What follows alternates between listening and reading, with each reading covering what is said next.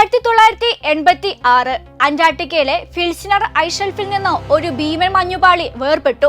London നഗരത്തിന്റെ രണ്ടിരട്ടി വലിപ്പമുള്ള ഏകദേശം 4000 ചതുരശ്ര കിലോമീറ്റർ വിസ്തൃതിയുള്ള A23 എന്ന മഞ്ഞുഭീമന്റെ ജനനമായിരുന്നു അത്. എന്നാൽ സമുദ്രത്തിലേക്കുള്ള പ്രയാണം തുടങ്ങിയ ഉടനെ വെടൽക്കടലിന്റെ അടിത്തട്ടിൽ ഈ ഭീമൻ ഉറച്ചുപോയി. നീണ്ട 30 വർഷം ഒരു ചലനവുമില്ലാതെ പ്രകൃതിയുടെ ഒരു നിശ്ചലമായ സ്മാരകം പോലെ അത് അവിടെ നങ്കൂരമിട്ടു. 2020 ശാസ്ത്രലോകം വീണ്ടും ആ ചലനം ശ്രദ്ധിച്ചത്. സമുദ്രത്തിന്റെ ആഴങ്ങളിൽ നിന്ന് സ്വതന്ത്രമായതോടെ A23 തന്റെ അതിസാഹസിക യാത്ര ആരംഭിച്ചു.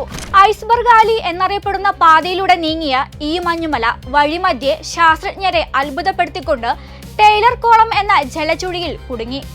8 മാസത്തോളം ഒരേ സ്ഥാനത്ത് ഒരു പമ്പരം പോലെ കറങ്ങിക്കൊണ്ട് അത് ചരിത്രം കുറിച്ചു.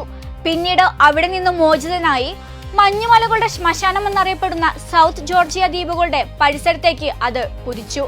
യാത്രയിലുടനീളം സമുദ്രത്തിന് ആവശ്യമായ ധാതുക്കൾ നൽകിയ ഈ മഞ്ഞുഭീമന് വടക്കോട്ടുള്ള യാത്ര ഒരു മരണക്കെണിയായി മാറി. ദക്ഷിണ അറ്റ്ലാന്റിക്കിലെ ചൂടുള്ള ജലപ്രവാഹങ്ങൾ അതിന്റെ അടിത്തറയെ തിന്നു തീർക്കാൻ തുടങ്ങി. 2025 മഞ്ഞുമലയിൽ വിള്ളലുകൾ വീഴുകയും ഹൈഡ്രോഫ്രാക്ചർ എന്ന പ്രതിഭാസത്തിലൂടെ അത് പിളരുകയും ചെയ്തു.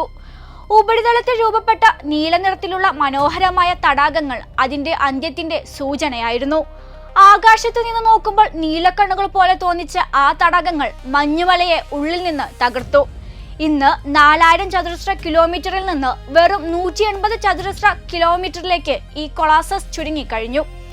അതായത് തന്റെ യഥാർത്ഥ വലിപ്പത്തിന്റെ വെറും 5% മാത്രം.